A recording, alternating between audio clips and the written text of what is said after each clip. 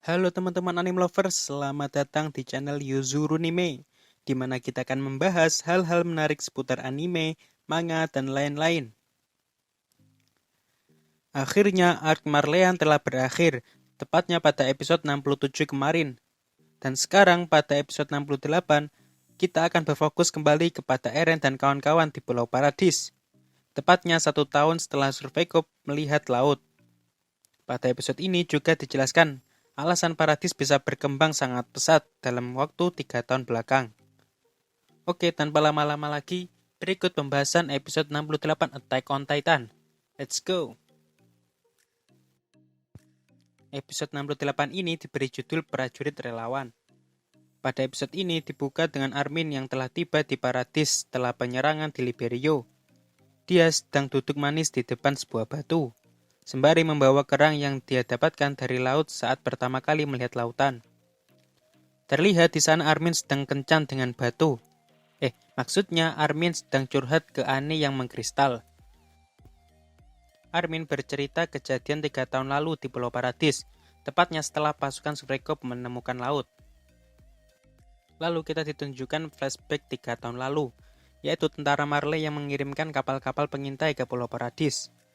Kapal pertama yang telah dikirim ke Pulau Paradis sudah 2 jam tak ada kabar, alias sudah kehilangan jejak. Sehingga salah satu kapten kapal memerintahkan untuk mempersiapkan kapal pengintai kedua dan ketiga. Tiba-tiba Attack Titan Eren mengangkat kapal tersebut hingga ke tepi pulau.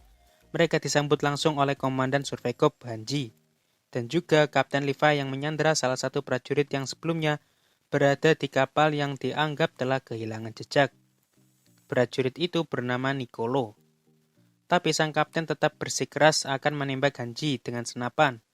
Kapten itu tidak gentar sedikit pun, meski di belakangnya ada Attack Titan. Tiba-tiba salah satu prajurit menembak sang kapten dari belakang hingga tewas. Prajurit tersebut bernama Yelena. Lalu kita diperlihatkan beberapa prajurit menyandra rekan-rekannya sendiri. Dan ya, mereka adalah pemberontak dari Marley. Sebenarnya mereka bukan orang asli Marley, tapi mereka dipaksa menjadi prajurit Marley setelah negara mereka ditaklukkan Marley. Berlanjut di scene Hanji dan Levi bersama Yelena dan Onyakopon yang sedang berada di dalam camp. Yelena memberitahu ke Hanji dan Levi tentang segala hal mengenai Marley, mulai dari senjata dasar prajurit Marley, kapal-kapal perang, hingga menjelaskan bahwa Marley saat ini sedang mengembangkan kekuatan tempur udara, atau sebut saja dengan pesawat tempur. Bahkan mereka juga membeberkan jumlah keseluruhan prajurit Marley tiap divisi. Hanji pun terkejut mengetahui kekuatan yang dimiliki Marley. Lalu Hanji bertanya, kenapa Marley tidak langsung menyerang Pulau Paradis? Yelena menjelaskan ada 2 alasan utama. Alasan pertama cukup sederhana, yaitu banyaknya Titan tak berakal yang dibuang Marley ke Pulau Paradis, sehingga Marley akan kesulitan mendaratkan pesawat udara mereka. Jadi secara tidak langsung, Titan tak berakal di luar tembok adalah perisai bagi penduduk Paradis dari selangan luar pulau. Tapi Yelena terheran-heran, karena seharusnya Titan-Titan tak berakal sudah mulai aktif di pagi hari. Dan ya, seluruh Titan di luar tembok sudah dilenyapkan. Mengetahui hal tersebut, Yelena cukup terkejut bahwa manusia di Pulau Paradis telah berhasil melenyapkan seluruh Titan tak berakal. Lalu alasan kedua Marley tidak langsung menyerang Paradis, yaitu karena Marley saat ini sedang fokus berperang dengan beberapa negara sekutu. Apalagi Paradis telah berhasil memukul mundur pejuang Marley dan merebut kolosal Titan dan female Titan. Jadi mereka mengesampingkan penyerangan ke Pulau Paradis dan hanya mengirimkan kapal-kapal pengintai ke Pulau Paradis dan bukanlah kapal-kapal perang. Lalu Yelena menjelaskan alasan mereka memberontak dari Marley, yaitu karena Marley telah merampas kampung halaman mereka dan menjadikan paksa mereka sebagai prajurit Marley. Hingga mereka bertemu dengan Zeke. Zeke menyelamatkan serta memberikan harapan kepada relawan Marley, lalu membentuk sebuah pasukan pemberontak anti Marley yang dipimpin langsung oleh Zeke dengan tujuan untuk membebaskan semua bangsa Eldia. Berlanjut di hari berikutnya, para pasukan militer Paradis mengadakan rapat, yang intinya Zeke sebagai pemimpin relawan anti Marley mengajak bekerja sama dengan militer Paradis, yaitu Zeke akan memfasilitasi militer Paradis, mulai dari senjata tempur, kapal-kapal, dan mereka juga akan diajak beraliansi dengan negara lain. Dan saat ini, Zeke punya satu cara ampuh untuk mengatasi permasalahan bangsa Eldia. Tapi dengan syarat Paradis harus menyiapkan founding Titan dan seorang Titan berdarah bangsawan. Dengan begitu seluruh dunia bisa terselamatkan. Tapi Zeke tidak menjelaskan secara detail rencana ini. Dan rencana ini akan diungkap setelah syarat-syaratnya terpenuhi. Mendengar hal itu, Eren menyadari bahwa dulu dia pernah mengaktifkan kekuatan Founding Titan, yaitu saat di season 2. Eren pernah bersentuhan dengan Smiling Titan, yang tak lain adalah istri pertama ayahnya, yaitu Daina Fritz. Daina Fritz merupakan keturunan bangsawan, dan juga merupakan ibu kandung Zeke Yeager. Tapi selama ini Eren tetap merahasiakan hal tersebut dari semua orang. Selain karena minimnya info, Eren juga khawatir militer Paradis akan mengorbankan Historia menjadi Manless Titan, lalu dimakan Eren. Karena Historia adalah keturunan kerajaan, sehingga jika Eren memakan Historia, maka kekuatan Founding Titan bisa aktif. Dan juga hal tersebut bisa mengaktifkan Wall Titan yang ada dalam dinding, yang nantinya bisa digunakan untuk menyelamatkan kaum Eldia Paradis. Tapi di sini hanya pasukan polisi militer yang tak setuju dengan kerjasama tersebut. Mereka menganggap Zeke adalah sosok Beast Titan yang dulu pernah meneror penduduk Paradis, merubah penduduk desa Ragago menjadi Titan, dan juga membunuh hampir seluruh pasukan Survey Corps. Tapi Hanji menegaskan, untuk melindungi Pulau Paradis, mereka juga membutuhkan kekuatan dari para relawan anti Marley. Dan akhirnya militer Paradis mulai bekerja sama dengan para relawan anti Marley. Satu persatu kapal-kapal yang dikirim Marley berhasil ditaklukkan mereka.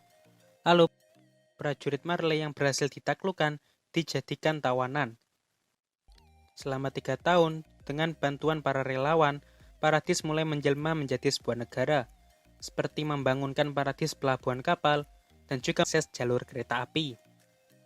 Berlanjut dengan scene 3 sahabat, yaitu Eren, Armin, dan Mikasa, yang terlihat sedang latihan menembak. Armin yang menyadari, ternyata para relawan juga bisa diajak bekerja sama dengan Paradis. Meski awalnya mereka tidak mau, tapi lama-kelamaan mereka bisa memahami satu sama lain. Lalu Armin beranggapan, jika dengan memahami satu sama lain dan meluruskan kesalahpahaman ke seluruh dunia, bahwa kaum Eldia saat ini tidaklah menakutkan seperti dulu, maka seluruh dunia juga akan memahami kaum Eldia. Tapi Eren membantah hal tersebut, bahwa tidak ada kesalahpahaman. Ya memang faktanya kaum Eldia adalah keturunan iblis, dan hal tersebut sudah terdoktrin kuat di seluruh dunia. Scene beralih ke masa sekarang. Kita diperlihatkan di sebuah pemakaman. Di sana ada Niccolo yang diinjak-injak salah satu pasukan polisi militer, yang masih tak terima dengan keberadaan relawan Marley. Tapi untungnya ada Jan dan Connie yang menyelamatkan Niccolo. Ternyata Niccolo sedang mengunjungi pemakaman Sasha. Niccolo masih tak percaya atas kepergian Sasha. Sebelumnya kita juga diperlihatkan Niccolo yang menyukai Sasha, karena Sasha adalah orang Eldia Paradis yang sangat menyukai masakan Niccolo. Lalu di saat bersamaan datang ayah dan ibu Sasha, dan juga seorang gadis bernama Kaya. Kaya ini adalah gadis yang pernah diselamatkan Sasha di season 2. Mereka bertiga bertujuan untuk mengunjungi pemakaman Sasha.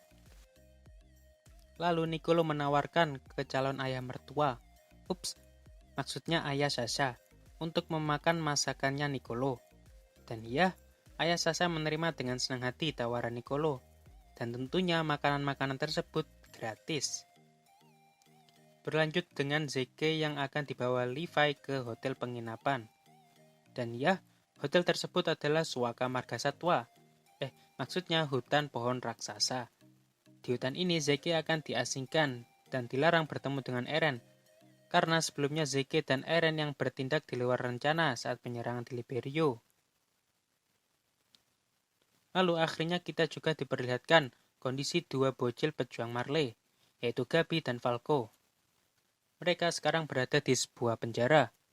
Di sini Gabi masih saja bergumam, "Eren Yeager," dengan tatapan ingin segera membunuh Eren. Berbeda dengan Falco yang terlihat sudah pasrah terhadap keadaannya saat ini. Lalu berlanjut di scene Yelena dan para relawan anti Marley. Mereka terlihat sedang menyerahkan serum-serum Titan yang berhasil dicuri dari laboratorium Marley kepada Dot Pixies. Tapi di sini Yelena dan para relawan anti Marley sedang ditahan pasukan militer Paradis karena Yelena dianggap telah melenceng dari rencana saat penyerangan di Liberio. Lalu episode ini ditutup dengan Eren yang berada dalam sel. Dia mulai membersihkan wajahnya dan mengikat rambutnya ke belakang. Dengan tatapan optimis, Eren memotivasi dirinya agar terus maju dan tetap terus bertarung, yang tak lain demi kebebasan kaum Eldia Paradis. Oke, cukup sampai di sini pembahasannya. Semoga pembahasan video kita kali ini bermanfaat. Jika ada saran pembahasan lain, silakan tulis di kolom komentar. Dan jangan lupa like, subscribe, dan share ke teman-teman kalian. Mohon maaf kalau ada yang salah. Akhir kata, see you next time.